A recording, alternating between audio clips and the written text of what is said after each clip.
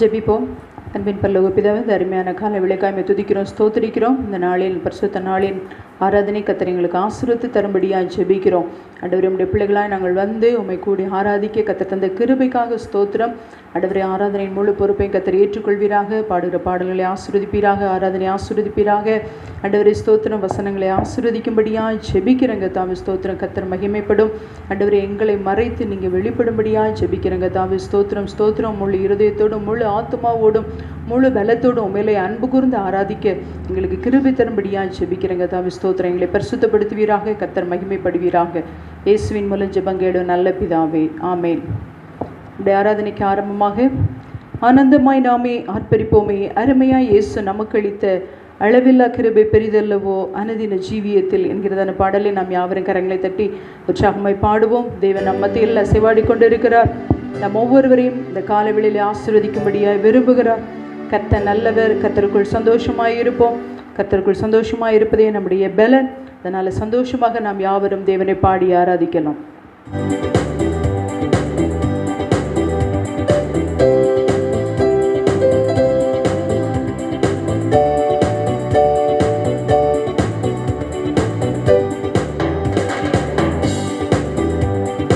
ஆனந்தமாய் நாமே ஆர்ப்பரிப்போமே, அருமையாய் இயேசு நமக்கு அளித்த அளவில்லா கிருபை பெரிதல்லவோ அனுதின ஜீவியத்தில்.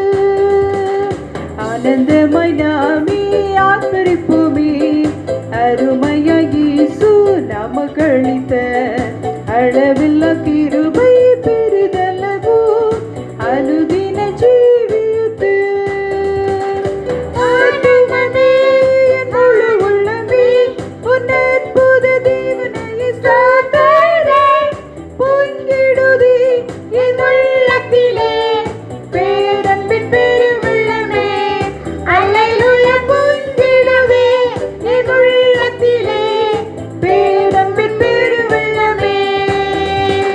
கருணைய இதுவரை கைவிடாமலே கண்மணி போல் எம்மை காத்தாரே.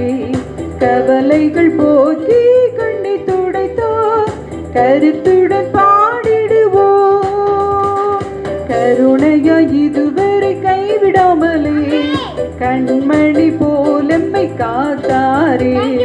கவலைகள் போக்கி கண்ணை துடைத்தா கருத்துடன்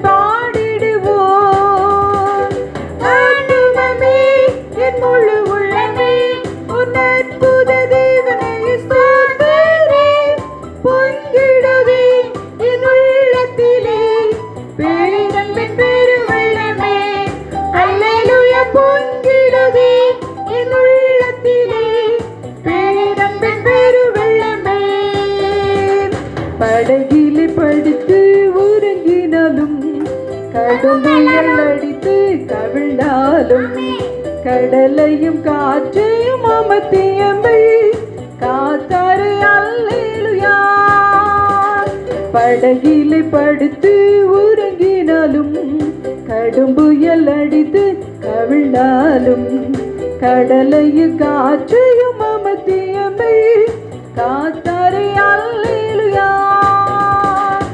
ஆத்துமமே என் முழு உள்ளமே உன் அற்புத தேவனை ஸ்தோத்திரே. பொங்கிடுதே என் உள்ளத்திலே பேரன்பின் பெருவெள்ளமே. அல்லேலூயா. பொங்கிடுதே என் உள்ளத்திலே பேரன்பின் பெருவெள்ளமே. யோர்தானை கடந்தோம் அவர் பலத்தால், எரிகோவை தகர்த்தோம் அவர் துதியால். இயேசுவின் நாமத்தில் ஜெயம் எடுத்தி என்றென்றுமாய் வாழுவோம். யோர்தானை கடந்தோம் அவர் பலத்தால், எரிகோவை தகர்த்தோம் அவர் துதியால். இயேசுவின் நாமத்தில் ஜெயம் எடுத்தி என்றென்றுமாய் வாழுவோம். ஆத்துமமே என் முழு உள்ளமே உன் அற்புத தேவனை ஸ்தோத்திரே.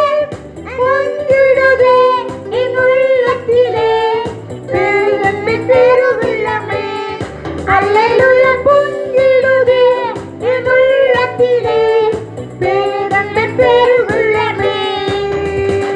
பரிசுத்தவான்களின் பாடுகள் எல்லாம் அதிசீக்கிரத்தில் முடிகிறதே. விழிப்புடன் கூடி துரித்திருப்போம், விரைந்தவர் வந்திடுவார்.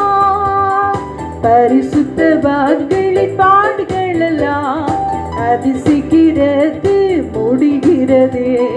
விழிப்புடன் கூடி துரித்திருப்போம், விரைந்தவர் வந்திடுவார்.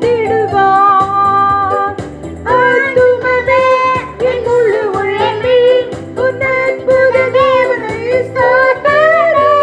என் பொங்கிடுதே என் உள்ளத்திலே பேரன்பின் பெருவெள்ளமே.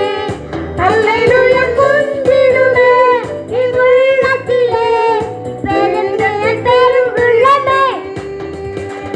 ஆனந்தமாய் நாமே ஆர்ப்பரிப்போமே, அருமையாக இயேசு நமக்களித்த அளவில்லா கிருபை பெரிதல்லவோ அனுதின ஜீவியத்தில்.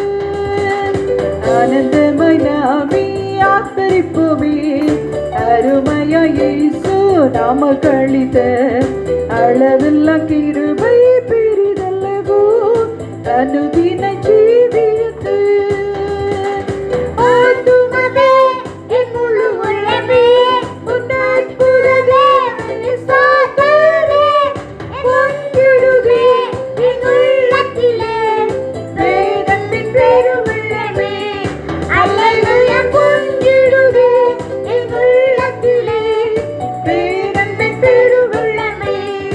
அல்லேலூயா பொங்கிடுதே என் உள்ளத்திலே பேரன்பின் பெருவெள்ளமே. இயேசுவே உமக்கு நன்றி ஆண்டவரே, மே துதிக்கிறேங்க தாமே ஸ்தோத்திரிக்கிறோம் ஆண்டவரே. ஹல்லேலூயா ஹல்லேலூயா ஹல்லேலூயா. தேவாதி தேவனே மே துதிக்கிறோம் ஆண்டவரே. இயேசுவே நீ நல்லவர் ஆண்டவரே, நீர் நல்லவர் ஆண்டவரே. ஸ்தோத்திரம். வாக்கு தத்தம் பண்ணினவர் நீர் உண்மை உள்ளவர் ஆண்டவரே. வாக்கு பண்ணினவர் நீர் உண்மை உள்ளவர் ஆண்டவரே. வாக்கு மாறாதவர் நீர் கர்த்தாவே. ஸ்தோத்திரம் ஸ்தோத்திரம் ஸ்தோத்திரம் ஸ்தோத்திரம் ஆண்டவரே. ஹல்லேலூயா. இயேசுவே உமக்கு நன்றி ஆண்டவரே. ஸ்தோத்திரம் ஸ்தோத்திரம் ஸ்தோத்திரம் ஆண்டவரே. ஹல்லேலூயா. இந்த காலை வேளையிலே எங்களுடைய ஆவி ஆத்மா சரீரத்தை அர்ப்பணிக்கிறோம் ஆண்டவரே. உமக்கு ஸ்தோத்திரம் ஆண்டவரே. இன்னும் ஒரு விஷயங்களை பரிசுத்தப்படுத்துவீராக, தகுதிப்படுத்துவீராக ராஜா. ஸ்தோத்திரம். துதிக்கும் துதிகளால் எங்களை நிரப்பும்படியா ஜெபிக்கிறோம். ஆவியினால் அன்பினால் பரிசுத்த ஆவியினால் கிருபையினால் கர்த்தர் எங்களை நிரப்பி ஒரு புதிய ஆசீர்வாதத்தினால் எங்களை நிரப்பும்படியா ஜெபிக்கிறங்க தாவே. ஸ்தோத்திரம் ஸ்தோத்திரம் ஸ்தோத்திரம் ஸ்தோத்திரம். தேவ பக்தி உள்ளவர்களாய் தேவ பலன் உள்ளவர்களாய் எங்களை மாற்றுவீராக, எங்களை ஆசீர்வதிப்பீராக. இயேசுவே உமக்கு நன்றி ஆண்டவரே. ஸ்தோத்திரம் ஸ்தோத்திரம் ஸ்தோத்திரம் ஸ்தோத்திரம் ஸ்தோத்திரம் ஆண்டவரே. உமக்கு நன்றி ஆண்டவரே. நன்றி ஆண்டவரே. ஸ்தோத்திரம் ஸ்தோத்திரம். தேவனே நீ செய்த நன்மைகளுக்காக அற்புதங்களுக்காக அதிசயங்களுக்காக நன்றி ஆண்டவரே. ஸ்தோத்திரம் ஸ்தோத்திரம் ஸ்தோத்திரம். கருணையாய் இதுவரை எங்களை கைவிடாமல் பாதுகாத்த தேவனே உம்மை துதிக்கிறங்க தாவே. உமக்கு ஸ்தோத்திரம் ஆண்டவரே. ஹல்லேலூயா. எங்களை பலப்படுத்தினதுக்காக ஸ்தோத்திரம். எங்களை கைவிடாமல் காத்து வந்த தேவனே உமக்கு நன்றி ஆண்டவரே. உமக்கு ஸ்தோத்திரம் ஸ்தோத்திரம் ஸ்தோத்திரம் ஆண்டவரே. ஹல்லேலூயா. ஆண்டவரே உமக்கு ஸ்தோத்திரங்க தாவே. ஸ்தோத்திரம் ஆண்டவரே. ஹல்லேலூயா.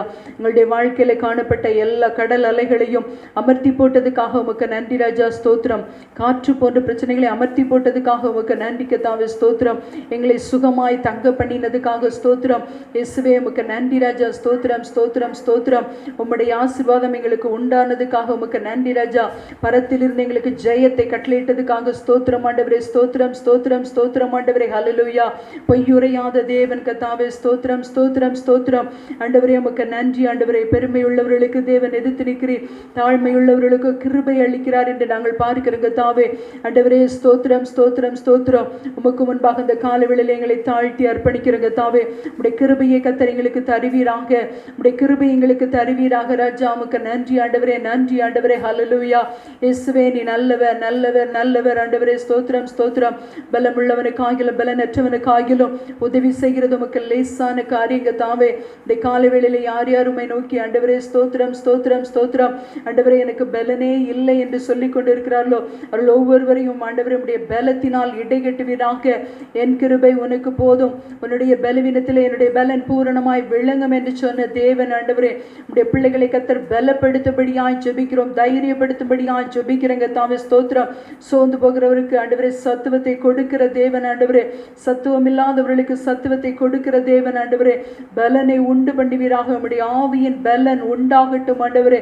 ஆண்டவரே, உம்முடைய ஆவியின் பலன் உண்டாகும்படியாய் ஜெபிக்கிறோம் ஆண்டவரே. ஸ்தோத்திரம், ஸ்தோத்திரம், ஸ்தோத்திரம். ஆண்டவரே, இந்த காலை வேளையில எங்கள் ஒவ்வொருவரையும் ஆளுகை செய்யும்படியாய் ஜெபிக்கிறோம். உம்முடைய ஆளுகை உண்டாகும்படியாய் ஜெபிக்கிறோம். பரிசுத்த ஆவியானவரே, ஒவ்வொருடைய வீட்டையும் ஆளுகை செய்யும்படியாய் ஜெபிக்கிறேங்க தாமே. ஸ்தோத்திரம். இதை பார்த்து கொண்டிருக்கிற ஒவ்வொரு பிள்ளைகளை கத்தர் இந்த காலை வேளையில நிரப்பும்படியாய் ஜெபிக்கிறோம். உம்முடைய ஆசீர்வாதத்தினால் நிரப்பும்படியாய் ஜெபிக்கிறேங்க தாமே. ஸ்தோத்திரம். பலிபீடத்தில் எங்களை தாழ்த்தி அர்ப்பணிக்கிறேங்க தாவே. ஹல்லேலூயா. இயேசுவே, உமக்கு நன்றி ஆண்டவரே, நன்றி ஆண்டவரே, நன்றி ஆண்டவரே.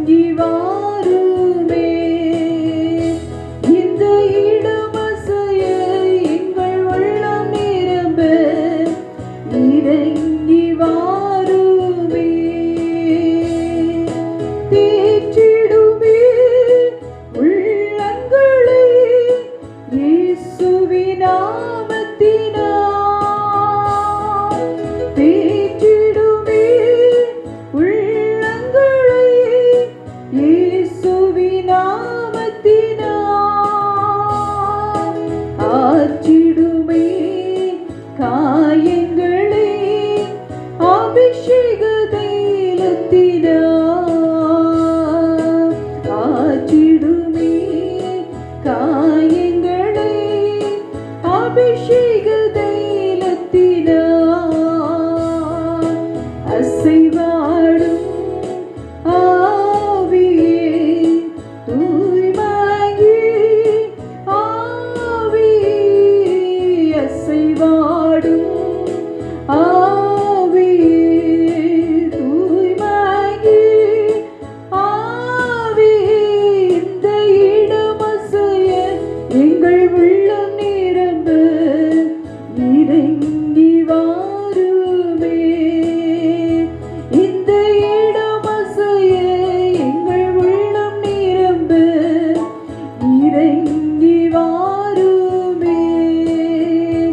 இந்த இடம் அசைய எங்கள் உள்ளம் நிரம்ப இறங்கி வாருமே. ஹல்லேலூயா ஹல்லேலூயா ஹல்லேலூயா. இயேசுவே நிரப்புங்கப்பா. ஆண்டவர் ஒவ்வொருவரையும் நிரப்புவீராக ராஜா. தேவ பிள்ளைகள் ஆண்டவரை நோக்கி கூப்பிடுகிற எல்லாரையும் ஆண்டவர் உடைய பரிசுத்தாவின் சந்தோஷத்தினால் நிரப்புவீராக ராஜா. உடைய கிருபையினால் நிரப்புவீராக, உடைய தயவினால் நிரப்புவீராக, உடைய பரிசுத்தத்தினால் நிரப்புவீராக, ஆனந்த தைல அபிஷேகத்தினால் நிரப்பும்படியா ஜெபிக்கிறோம். உடைய அன்பிலே கள்ளிகுருளாய் மாற்றும்படியா ஜெபிக்கிறோம். ஆண்டவரே உமக்கு நன்றி ஆண்டவரே, நன்றி ஆண்டவரே. பலனடைய பண்ணுவீராக, ஒவ்வொருவரையும் பலப்படுத்துவீராக ஆண்டவரே. ஸ்தோத்திரம். பலனடைய நிரப்பிடுமே. பலத்தின் ஆவியானவர் ஒவ்வொருவரையும் உடைய உன்னத பலத்தினால் இடைகட்டும்படியா ஜெபிக்கிறங்க தாமே. ஸ்தோத்திரம் ஸ்தோத்திரம் ஸ்தோத்திரம். உடைய பிள்ளைகள் ஆண்டவரே கனத்தினாலும் ஞானத்தினாலும் நிரப்பப்பட ஆவியானவரை ஒவ்வொருவரையும் நிரப்பும்படியா ஜெபிக்கிறங்க தாமே. ஸ்தோத்திரம் ஸ்தோத்திரம்.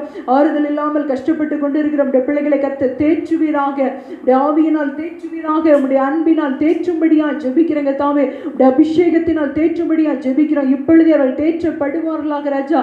இருதயத்திலே தேற்றப்படுவார்களாக, அவர்கள் ஆத்மாவிலே தேற்றப்படுவார்களாக ராஜா. இயேசுவே ஸ்தோத்திரம் ஸ்தோத்திரம். உடைய கவலைகள் மாறட்டும், கண்ணீர் மாறட்டுங்க தாமே. ஸ்தோத்திரம் ஸ்தோத்திரம் ஸ்தோத்திரம்.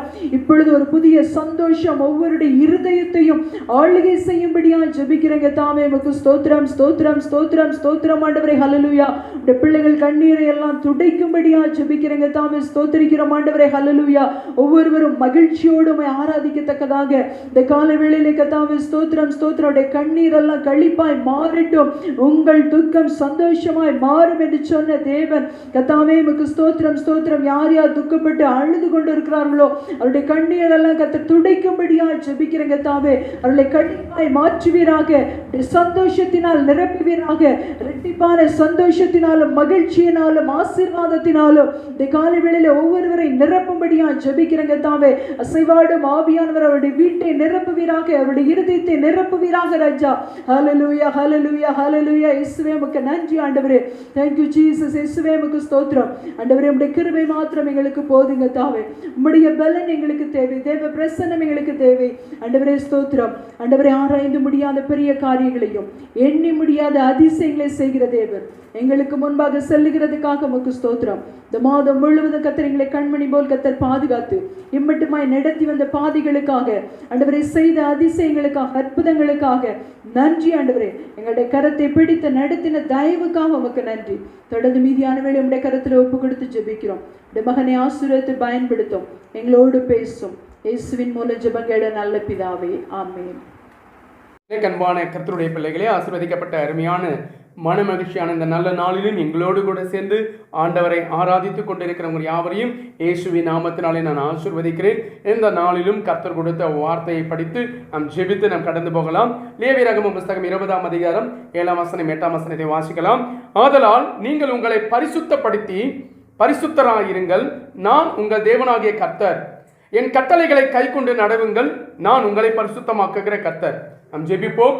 ஆண்டவரே, நீ தந்த அந்த வார்த்தைக்காக ஸ்தோத்திரம். இந்த வார்த்தையின் ஆசீர்வாதத்தை இந்த பரிசுத்தமான நாளிலே நாங்கள் பெற்றுக்கொள்ள சுதந்திரித்துக் கொண்டவர்களாய் கடந்து போக கிருபைதாங்க. எங்களோடு பேசுங்க ஆண்டவரே. எங்களோடு இந்த ஆராதனையில் இணைந்திருக்கிற உம்முடைய வார்த்தைக்கு தங்கள் செவி கொடுக்கிற உம்முடைய வார்த்தையை கேட்க அர்ப்பணித்திருக்கிற ஒவ்வொரு பிள்ளைகளுடைய வாழ்க்கையிலும் உம்முடைய சம்பூர்ண ஆசீர்வாத நன்மை உண்டாகட்டும். இயேசுவின் நாமத்தில் என்னை கேட்டுக்கொள்கிறேன். சிவனும் வல்லமையுள்ள பிதாவே, ஆமென். இந்த வேத வசனத்தின் அடிப்படையிலே இந்த நாளிலே நாம் தலைப்பாக நாம் எடுத்துக்கொள்ள வேண்டும் என்றால் கை கொண்டு நடவுங்கள் என்கிற தலைப்பை மையமாக வைத்து நாம் இந்த வசனங்களை நாம் தியானிக்க போகிறோம். எனக்கு அன்பான கர்த்தருடைய பிள்ளைகளே, இந்த வேத வசனத்தின் அடிப்படையிலே அந்த 7வது வசனத்திலே ஆண்டவர் அழகாக ஒரு காரியத்தை சொல்லுகிறார்.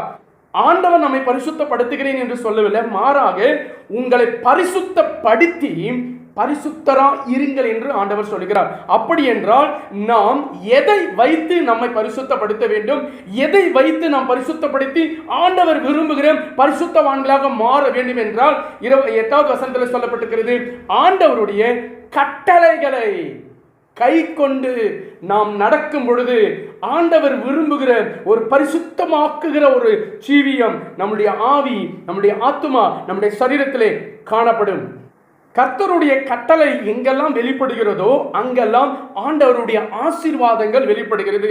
கர்த்தருடைய கட்டளைகளுக்கு யாரெல்லாம் கீழ்ப்படிந்திருக்கிறார்களோ அவர்கள் வாழ்க்கையிலே மகிமையான திட்டங்களை ஆண்டவர் வெளிப்படுத்தியிருக்கிறார். அவர்கள் மூலமாக மகிமையான திட்டங்களை நிறைவேற்றியிருக்கிறார். இந்த சத்தத்தை கேட்கிற நீங்கள் பாக்கியவான்கள். கர்த்தருடைய கட்டளைகளை கை கொண்டு நடக்கும்படியாக நம் வாழ்க்கை நாம் அர்ப்பணித்திருக்கிறபடியினால் இந்த உலகத்திலே ஆண்டவர் நம்மளை பாக்கியவான்களாக, சிறந்தவர்களாக ஆண்டவர் வைத்திருக்கிறார்.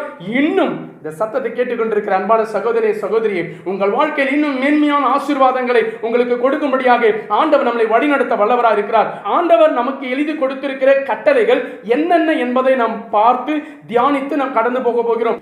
ஏதேன் தோட்டத்திலே ஆதாமுக்கும் ஏவாளுக்கும் ஆண்டவர் கொடுத்த கட்டளையை சாப்பிடக்கூடாது என்று சொன்ன மரத்தின் கனியை அவர்கள் சாப்பிட்டபடினால், அந்த கட்டளை அவர்கள் மீறினபடினாலே பாவம் செய்தவர்களாக தேவனுடைய சமூகத்தை விட்டு துரத்தப்பட்டார்கள்.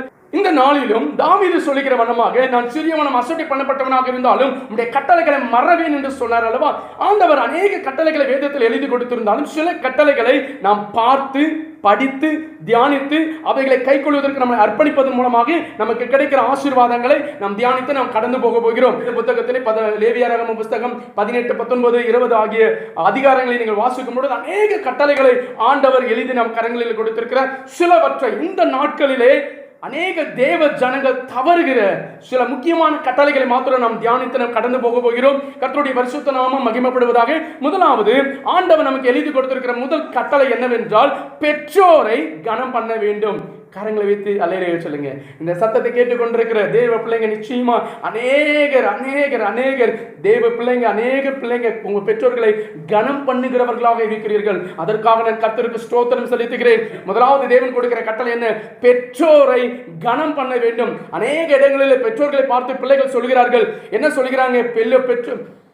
பிள்ளைங்க பெற்றோரை என்ன பண்றாங்க? எதிர்த்து பேசுகிறவர்களாக இருக்கிறாங்க. பெற்றோரின் வார்த்தைகளுக்கு கீழ்ப்படிவதில்லை.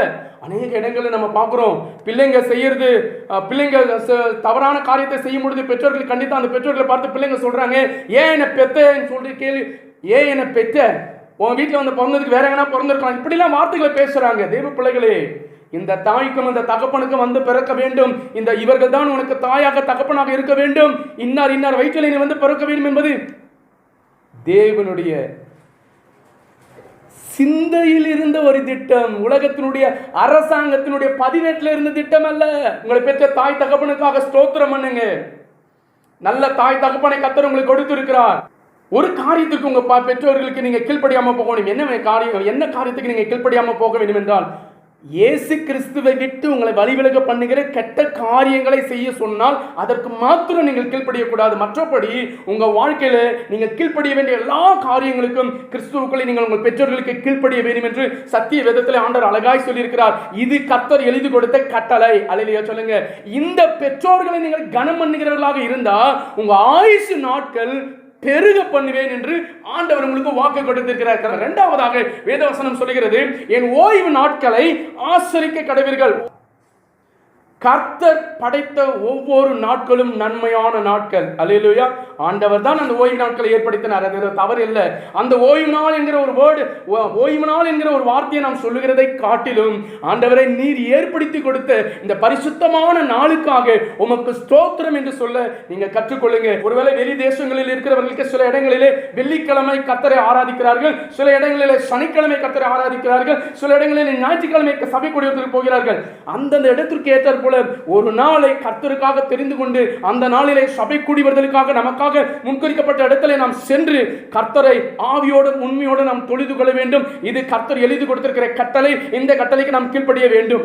அது மாத்திரமல்லாதபடிக்கு பெற்றோர்களோடு கூட சேர்ந்து தினமும் குடும்ப ஜெபத்தில் ஈடுபட வேண்டும். பெற்றோர்களோடு கூட சேர்ந்து நம்ம சாப்பிடுறோம், பெற்றோர்களோடு கூட சேர்ந்து டூருக்கு போறோம், பெற்றோர்களோடு சேர்ந்து அநேக காரியங்கள் நாம் ஈடுபடுகிறோம். தேவ பிள்ளைகளை எப்படி ஆண்டவர் ஓய்வு நாட்களை ஆசரிக்க சொன்னாரோ, எப்படி பரிசுத்த நாட்களை கர்த்தருக்காக நாம் கனம் பண்ணி அந்த நாளை கர்த்தருக்காக நம்ம கொடுக்க வேண்டுமோ, அதே போல தினந்தோறும் குடும்பத்தில் ஒவ்வொரு கர்த்தருடைய பிள்ளைகள் வீட்டிலையும் பிள்ளைகள் பெற்றோர்களோடு கூட உட்கார்ந்து கர்த்தரை ஆராதித்து பாடி குடும்ப ஜெபம் செய்ய வேண்டும். இது கர்த்தர் எழுதி கொடுத்த கட்டளையா இருக்கிறது. தேவன் எழுதி கொடுத்த மூன்றாவது கட்டளை, திருடக்கூடாது, மற்றவர்களை வஞ்சிக்க கூடாது, ஏமாற்றக்கூடாது, துரோகம் பண்ணக்கூடாது. இது வெவ்வேறு கட்டளையில் ஒரே கட்டளை தான். லேவியராகமம் புத்தகம் 19:11 வசனத்தை எடுத்து வாசினா இருக்கிறது.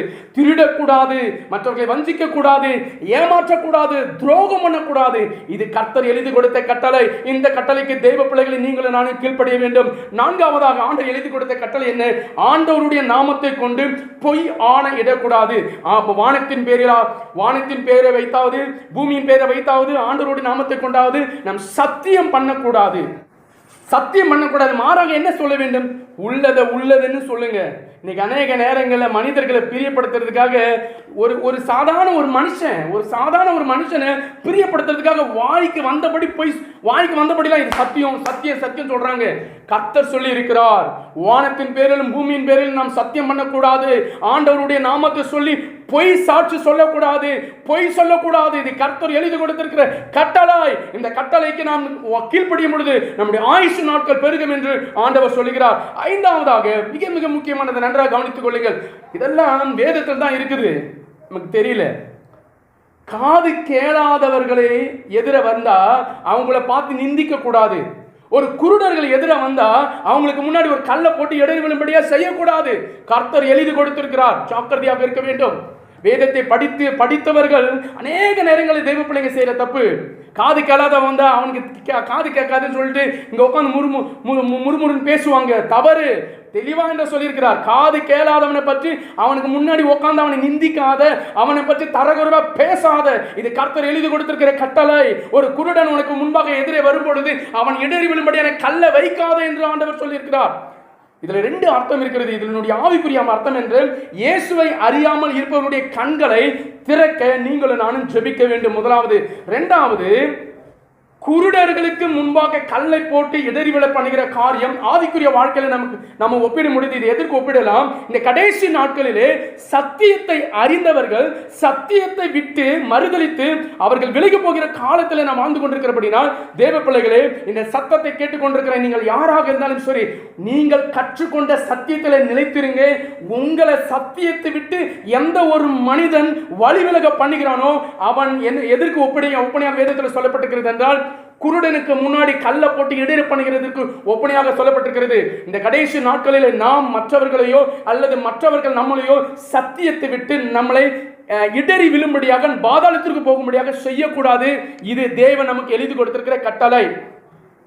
அடுத்த கட்டளை, ஆண்டு எழுதி கொடுத்திருக்கிற கட்டளை, ரத்தம் புசிக்க கூடாது என்பது கர்த்தர் எழுதி கொடுத்திருக்கிற கட்டளை. ஆட்டுக்கறி சாப்பிடுறது தப்பு இல்லை, ஆனா ஆட்டு ரத்தத்தை வாங்கி சாப்பிடுறது பெரிய பாவம். ஒருவேளை இந்த சத்தத்தை கேட்டுக்கொண்டிருக்கிற நீங்கள் இதுவரையிலும் அறியாம இந்த காரியத்தை செய்து கொண்டிருக்கிற, இனிமேல் செய்யாதீங்க. ஏனென்றால் அந்த ரத்தம் என்பது பலி செலுத்துவதற்காக கர்த்தரால் ஏற்படுத்தப்பட்ட ஒன்றே தவிர அந்த ரத்தத்தை நாம் சாப்பிடுறதும் பாவம் என்று தெளிவாய் ஆண்டவர் சொல்லியிருக்கிறார். ஏழாவதாக தேவன் கொடுத்த கட்டளை என்ன? அஞ்சனம் பார்க்க கூடாது, குறி சொல்லுகிறவர்களை பின்தொடரக்கூடாது, சூனியம் வைக்கக்கூடாது, மாந்திரிகம் பண்ணக்கூடாது. அடுத்தபடியாக எட்டாவது, விக்கிரகங்களை வணங்கக்கூடாது, உண்டாக்கப்பட்டவைகளை வார்ப்பிக்கப்பட்டவைகளை உண்டாக்க கூடாது. எனக்கு அன்பான தேவனுடைய பிள்ளைகள், இந்த கட்டளைகளில் நீங்கள் ஜாக்கிரதையாக இருங்கள்.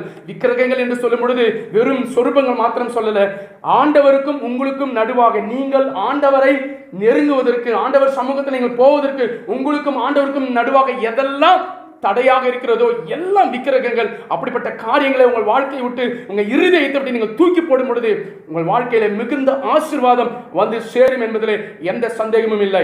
கடைசியாக ஒரு முக்கியமான ஒரு காரியத்தை சொல்கிறேன். கள்ள தராசு வைக்கக்கூடாது. வேலை செய்கிறவர்கள் நல்ல கவனிங்க. வேலை செய்கிறதாக இருந்தாலும் சரி, குடும்பத்திலே இந்த கள்ள என்கிற ஒரு வார்த்தை நீங்க மனதில் பதிவு வைத்துக் கொள்ளுங்க. கள்ள தராசு வைத்திருக்க கூடாது, கள்ள உறவு வைத்துக் கொள்ளக்கூடாது, கள்ள காரியத்திற்கு நீங்க எச்சரிக்கையா இருக்க வேண்டும். எனக்கு அன்பான தேவனுடைய பிள்ளைகளே, இந்த கட்டளைகளுக்கு நீங்களும் நானும் கீழ்ப்படிந்து நடக்கும் பொழுது நம்முடைய வாழ்க்கையில ஆண்டவர் கொடுக்கிற ஆசீர்வாதங்களை நான் சொல்லி முடிக்கிறேன். முதலாவது, தேவன் இந்த கட்டளைகளிலே நாம் கீழ்ப்படிந்து நடக்கும் பொழுது, அவைகளை நாம் கருத்தாய் கை கொள்ளும் பொழுது, யார் நம்மை அசட்டை பண்ணினாலும், இப்பொழுது நான் சொன்ன கட்டளைகளை நீங்க மறவாம உங்க இருதயத்தில், நீதிமொழிகளை சொல்லப்பட்டிருக்கிறது, உன் இருதயம் என் வார்த்தைகளை காத்துக்கொள்ள கடவது, உன் இருதயம் என் வார்த்தைகளை காத்துக்கொள்ள கடவது, என் கட்டளைகளை கைக்கொள், அப்பொழுது பிழைப்பாய். கர்த்தர் கொடுத்திருக்கிற அந்த கட்டளைகள் நம்ம இருதயத்தில் பதிய வைத்து அவைகளை கை கொண்டு நாம் நடக்கும் பொழுது நமக்கு ஆண்டவர் கொடுக்கிற ஆசீர்வாதங்களை நான் சொல்ல வாஞ்சிக்கிறேன். முதலாவது ஆசீர்வாதம், நம்மை படைத்த உயிருள்ள தெய்வத்தை தரிசிக்கிற மகா பெரிய ஆசீர்வாதத்தை இந்த உலகத்தில் இருக்கிற நாட்களில் நமக்கு தருகிறார். இந்த உலகத்தின் நாட்களுக்கு பிறகு அந்த நித்திய ஜீவ வாழ்க்கையில நமக்கு ஆண்டவர் தருகிறார். முதலாவது ஆசீர்வாதம், நீ பாவம் செஞ்சுக்கோ, இப்போ வெளியில் நீ என்ன வேணாலும் பாவம் செய்யு, இன்னும் என்ன வேணாலும் பாவம் செஞ்சுட்டு சர்ச்சுக்கு வந்தீங்கன்னா காணிக்க போட்டுரு இப்படின்னு சொல்கிற பிரசங்கத்தை தான் இன்றைக்கி ஜனங்க நிறைய பேர் விரும்புகிறாங்க.